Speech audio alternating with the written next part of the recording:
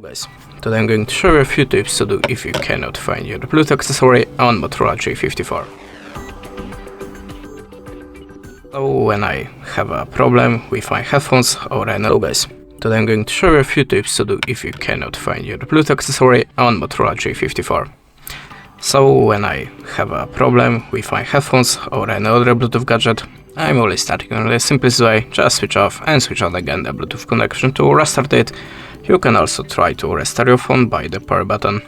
Little bit obvious, I know, but sometimes it really works, so just try it.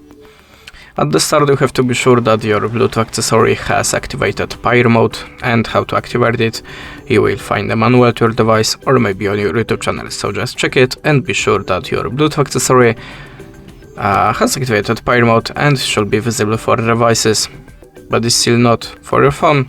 Go to the settings, choose the system and tap on the reset options. Now tap on the Wi-Fi, mobile and Bluetooth, tap on the reset settings button, confirm the pattern and tap on this button again. After that, look again for your device on the Bluetooth list.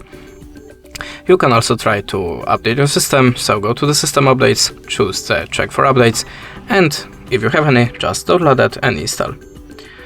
And the last recommendation from me,